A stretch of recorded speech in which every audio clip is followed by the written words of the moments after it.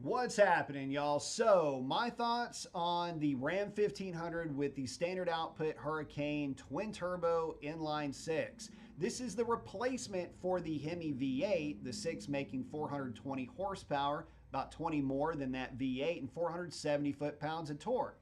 About 70 foot-pounds more than the V8, but what's it like to drive? I mean, look, we all know how the Rams are to ride in. The interior quality is great. They handle well, nice and quiet, the whole bit, smooth. We know about that, and nothing has changed there with the Ram. But it's the engine that's what we're here to talk about. What's the thing like to get down the road? Well, I was able to get my hands on one of these trucks. Lone Star Edition Crew Cab 355 geared four-wheel drive truck.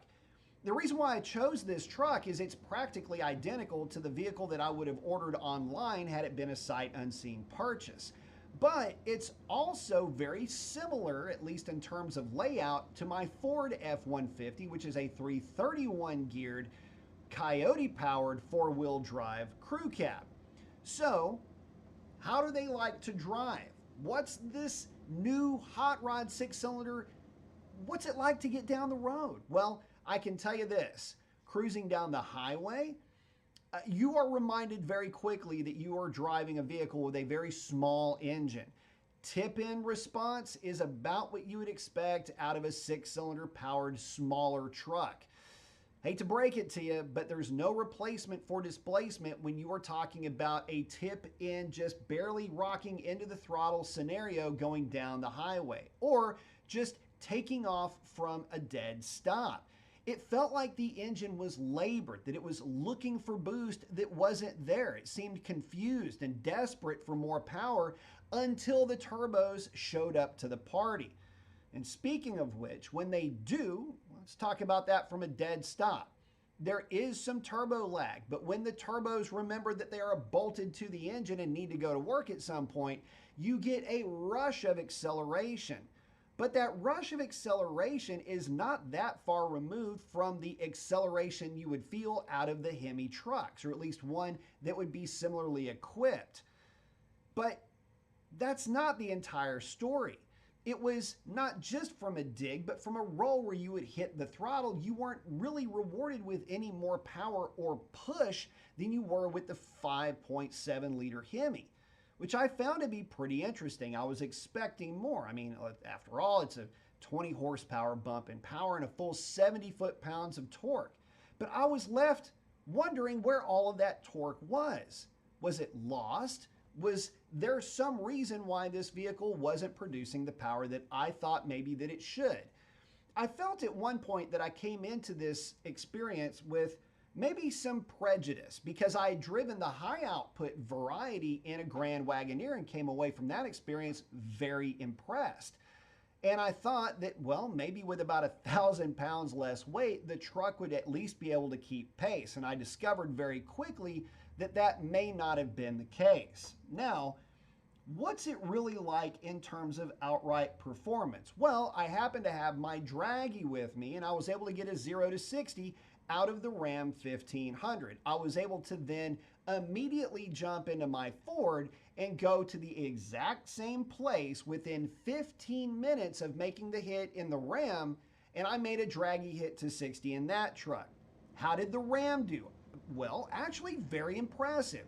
A little bit quicker than I thought that it would be by the numbers based on my initial driving experience. So, what I want you to do is take a look at this. Don't worry about the 8th mile, 1,000 foot, or quarter mile. I got out of the throttle at the 60 mile per hour hit mark.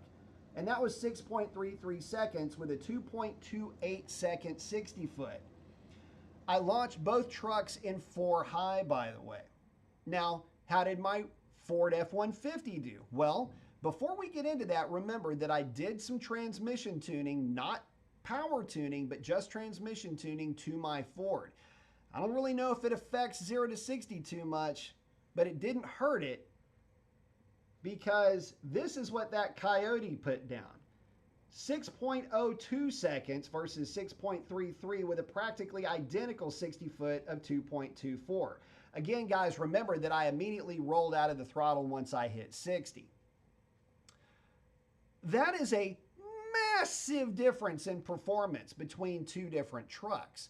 I wasn't able to get a 5.7 liter of the same type of layout on the road to do a back-to-back-to-back test. But what I will say is that I've owned that truck, and I can tell you that, well, the 5.7 would have absolutely gotten out on. In other words, it would have jumped out on that Hurricane because of the amount of boost lag that it seemed to have. And then eventually that Hurricane would get around the 5.7, but not before you had reached a number, say 60, 70 miles per hour that, well, maybe it's not even a relevant test at that point. The Hurricane would just probably motor right past it, but it certainly wouldn't get around the 5 liter like that. I got to wondering a little bit, was the Hurricane running a bad gas? Maybe it was 87 octane. I was running my normal 93 octane in my truck. I wasn't even running corn, for crying out loud. But then I started looking into the internet, and I found that my 6.33 to 60 hit, well, that's actually better than some of the tests that I've seen. And so I got to figure, at least if nothing else, it's a healthy variant of the truck that, well, you might be looking at yourself. So overall, what's it like to drive? Well, it's certainly no V8. It's extremely soft on the highway in terms of power delivery unless you stand on the throttle, and then it finally will deliver V8-ish power. But at no point is there any advantage. In fact, it's a little bit of a letdown, if I'm being completely honest. And again, yes, I did gush about the HO variant in the Grand Wagoneer. But the standard output in the truck that I drove, guys, I got to tell you, I was left relatively disappointed and a bit confused. Confused in that the vehicle didn't really seem to perform the way that the specifications would maybe lead you on to believe, but also a bit confused in that, well, it was so down compared to that 5 liter in terms of performance and the feel, the tip-in throttle response, and just the overall driving experience, the richness of it all. I felt like it was lacking in every area where you need a truck engine to shine. Again, that tip-in throttle response, that ease of acceleration that you're looking for an engine in a truck like that, something that you would maybe be towing with or hauling with. And it just wasn't there. Again, I guess the word that I would use to best describe my takeaway from that engine was labored. It just seemed to be working way too hard for the specs that you're giving for it. But with that, post up your comments. Let me know what you think. Is this really the V8 replacement? Is this going to be the wave of the future?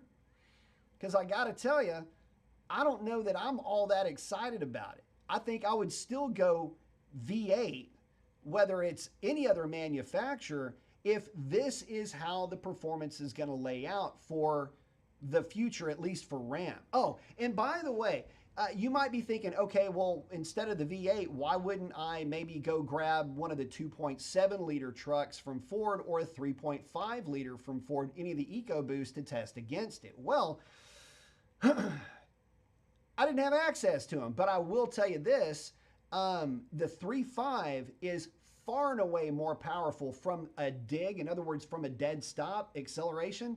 And the 2.7 is just, it felt really no different than the 2.7 just in general, with the 2.7 actually feeling like it comes into boost a little bit earlier. So, I guess I went out and drove this truck so you don't have to. Again, guys, thanks for hanging out with me. Post up your comments. Let me know what you think. That's a wrap.